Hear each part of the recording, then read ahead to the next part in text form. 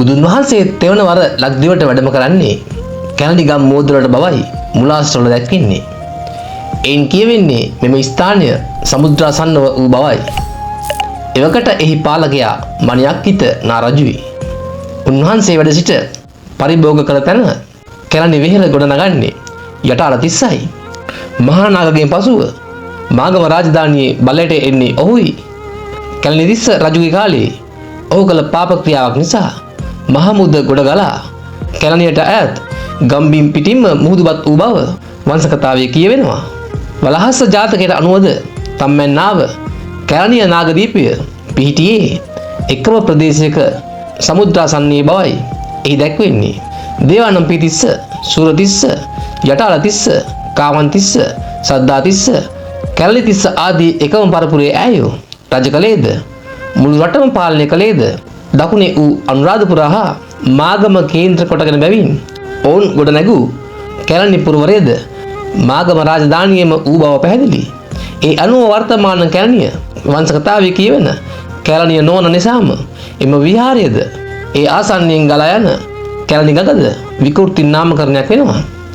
මාගම රජ කළ කාවන්තිස්ස රජුගේ බිසව වූ විහාරමා දෙවියට මීපැණි බුදින්න ආසා වුණු දොරදුකේදී එම මී සොයන්න මාගම් නුවර බෙර ලැබූ බවත් ගොළු මුහුද වෙරළ කොනක මුනින්නවා තිබූ පැරණි ඔරුවක විශාල මීවදයක් බැඳ තිබුණු දැක ඒ වෙරළේම අලංකාර මණ්ඩපයක් කරවා සංඝයා වහන්සේලාටද එම මීපැණි පූජා කර ඉතිරියේ ඇය අනුභව කර එම දොළ සංසිඳවාගත් බවත් එහිම කියවෙනවා.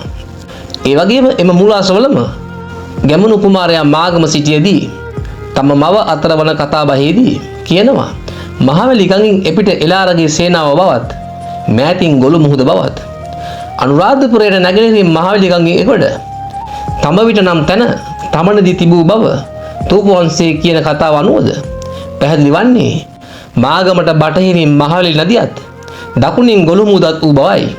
ඒ අනුව වර්තමාන මහවැලි නදියද විකෘති නාමකරණයක් වෙනවා. දීඝනිකාය අට කතාවක කියනවා රෝහණේ කොටපබ්බතේ සිටි දේවතා දුවක් එහි නාගලෙනේ සාමණේරයන් වහන්සේ විසින් කළ මහා සමය සූත්‍ර දේශනාව අවසන සාදුකාර දුන් බවත් ඉන්පසුව එම සාමණේරයන් වහන්සේ අසන ලද ප්‍රශ්නයට පිළිතුරු දෙමින් ඇය මෙසේ පැවසී යනුවෙන් මම කිඹුල්වත්පුර මහා වනයේ දෙව්දුවක් වීමි. බුදුන් වහන්සේ එහි වැඩ සිට මහා සමය සූත්‍රය දේශනා කරන විට බොහෝ මහේසාක්‍ය දෙවිවරු ඒ ශ්‍රවණය කිරීමට ආයෙහින් පසුපසින් පසුපසට තල්ලු වී ගොස් නාගදීපයේ ජම්බුකොළ පටුන දක්වා ආවෙමි. එහිත් ඉඩක් නොලද හේයින් රෝහණේ මාගම පසුපසට ගොස් එහි පිටුපස ගොළු මුහුදේ කරවටක් මුහුදේ බැස එම දේශනාවට සවන් දුනිමි යනුවෙන් මෙන්න මේ කතාව අපේ කතාවේ ලොකු පරිචයක් සම්පූර්ණ කරනවා. ඒ තමයි කොටපබ්බතය, නාගලෙන, නාගදීපය, ජම්බුකොළ පටුන, රෝහණය, මාගම, ගොළු මුහුද යන මේ සියලු ස්ථාන මාගම් පුරවරයේ හා ඒ ආශ්‍රිත වූ බව. ඒ අනුව පැහැදිලි සංඝමිත්තා තෙරණිය දක්ෂිණ බෝධි ශාඛාව වඩමාගෙන එන්නේ රෝහණේ වූ ඒ ජම්බුකොළ පටුනට බව. එම් බෝධි ශාඛාව නැවෙන් වඩමාගෙන පළමුවෙන් තබන්නේ සමුද්දපන්න ශාලාව නම් වූ තැන බව මහාවංශ ටීකාවේ කියනවා. අන්න ඒ සමුද්දපන්න ශාලාව නම් තැනත් ජම්බුකොළ පටුන නම් තැනත් අදටත් සිටියම්වල දකුණු වෙරළ තීරයේ දක්නට ලැබීමෙන් මේ කතාව තවත් තහවුරු කරනවා.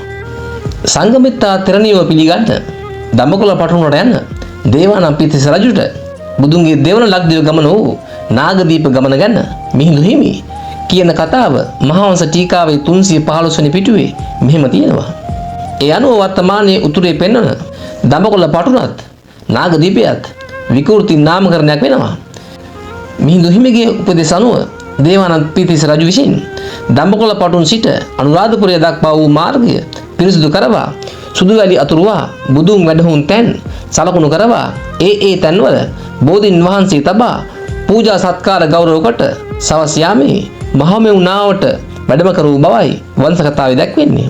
පසුව මේන් පැන නගුණු අෂ්ටඵල බෝධීන් වහන්සේලා 8 නමක් බුදුන් වහන්සේ වැඩ සිට පරිභෝග කළ මහ බෝ තබා පූජා කළ තැන්වල රෝපණය කළ බවත් පසුව එම ස්ථානයන්හි දේවානම්පියතිස්ස රජු යොදුනක් ගානේ විහාරයන් ඉදි කෙරෙවූ බවත් එහිම සඳහන්.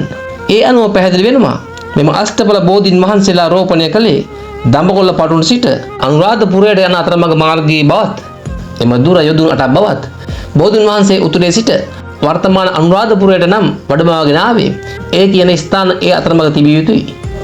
නමුත් මෙම අෂ්ටඵල බෝධීන් වහන්සේලා රෝපණය කළ තැන් නිරීක්ෂණයේදී පෙනී යන්නේ ඒ සියලු තැන් දකුණේම වූ බවයි.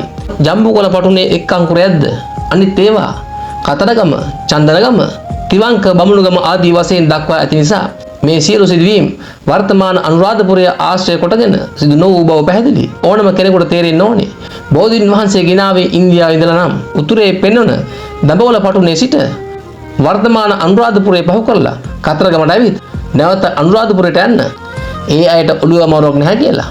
මම ගියවර වීඩියෝයේ සාක්ෂි සාධක සමග පෙන්නුවා. බුදුහිමි මිහිඳුහිමි සංඝමිත්තා තෙරණිය වැඩි විජය රජකල වංශ කතාවේ කියවන අනුරාධපුරය නම් වූ රාජධානිය රටේ දකුණේ වූ බව. විජය තම්මැන්නාට කොට බැස්ස විට පිරිත් පැන් දීලා පිරිත් නූල් ගැට ගහන්නේ උපුල්වන් දෙවියන්. උන්වහන්සේගේ දෙවොල අදට තියෙන්නේ රටේ දකුණේ. බුදුන් වහන්සේ නාගදීපිට වැඩි දෙවනි ලක්දිව ගමනේදී උන්වහන්සේ වැඩ සිට පරිභෝග කළ තැන නාගදීප විහාරය හදන්නේ දේවානම්පියතිස්ස රජුරුවෝ. ඒ නාගදීපිය පිහිටියේ ජම්බුකොළ පටුනේ බව ඉහත දක්වා ඇති කරුණ වලින් පැහැදිලි වෙනවා. ඒ ජම්බුකොළ පටුන තමයි සංඝමිත්තා තෙරණිය දෙගොඩ බහින්නේ. එතනින්මයි අරිට්ඨ කුමාරයා පාටලිපුත්‍රයට නැවමගින් යන්නේ. මහා වංශයේ කතාව මහා බැලෑරුම් කරලා කියවා ගත්තට ඒ දැක්වෙන්නේ අවුරුදු දහස් ගානකට පෙර මේ බිමේ වූ සුවිශේෂී වූ සිදුවීම් වලින් පිරි සුන්දර කතාවක්. මේ රටේ ඌ නිසායි ඒ සියලු කතා අපේ භාෂාවෙන්ම ලියා තැබුවේ. මේකේ උගත් සම්මත මිනිස්සු අපේ පොතේ ලියව අපේ රටේ කතාව එහා රටට ඇඳලා මේක අසුන්දරම කතාවක් කළා. මිහිඳු හිමි වැඩියේ දකුණේ වූ අනුරාධපුරයට නැගෙනහිරින් වූ මිහින්තලා පර්වතය නොහොත් මිස්සක පව්වටයි. ඒ තැනයි ධාතුන් තැන්පත් කිරීමෙන් පසුව සෑගිරිය නමින් නම් වෙන්නේ. මිහිඳු හිමි ලක්දිවට පළමුව පාසටහන් තැබූ තැන කළ වෙහෙර පටමක චෛත්‍යයයි. අරිට්ඨ කුමරු ඇතුළු පිරිස මිහිඳු හිමි ළඟ පැවිදි වූ තැන කළ වෙහෙරයි ඉසුරු මුනිය. මිහිඳු හිමි බුදුන් වහන්සේගේ අකු ධාතුව දේවානම්පියතිස්ස රජුට ලබා දෙන්නේ මහා නාග වනෝජනේදී. එහිදී ලබාගත් බුද්ධ ධාතුන් ඇතුමත වඩාගත් රජු ඉඳුමගින් බටහිර වූ නුවරට ගියා යනුවෙන් සඳහන් වීමෙන් මහියංගන මහා සෑයද පිහිටි මෙම මහා නාග වනෝජන අනුරාධපුරයට නැගෙනහිරින් වූ බව පැහැදිලි වෙනවා. නැගෙනහිර දොරටුවෙන් නුවරට පිවිසෙන රජු දකුණු දොරටුවෙන් පිටව මහා මෙවුනා උයනට පිවිස තූපාරාමයේ විහාරයේ ඉඳුණු තැන එම ධාතුන් තැන්පත් කළ බවයි එහි කියවෙන්නේ.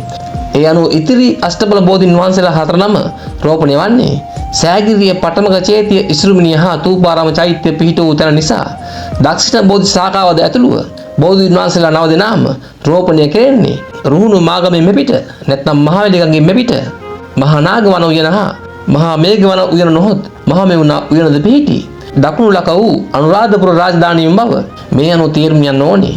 මහා බෝධි ප්‍රතිෂ්ඨාවට එන්නේත් කතරගම, චන්දනගම ශාස්ත්‍රියන් හා තිවංක බමුණුගම එම බ්‍රාහ්මණයා නිසාත් මේ සියලු සිදුවීම් වූයේ රටේ දකුණු හා නැගෙනහිර වෙරළ තීරයේ සිට රට අභ්‍යන්තරයට විහිදුණු භූමි කඩේ බව මේන් පසක් වෙනවා ඇත. ඒ අනුව වර්තමාන මිහින්තලාව නොහොත් සෑගිරිය, පටමක චේතිය, ඉසුරුමුනිය හා තූපාරාමයේද විකෘති නාමකරණයන් බව පැහැදිලි. එමනම් වර්තමාන අනුරාධපුරයේ අතීතයේ කුමක් වීද? ඒ ගැන තොරතුරු මීළඟ කතාවේදී. ජය වේවා.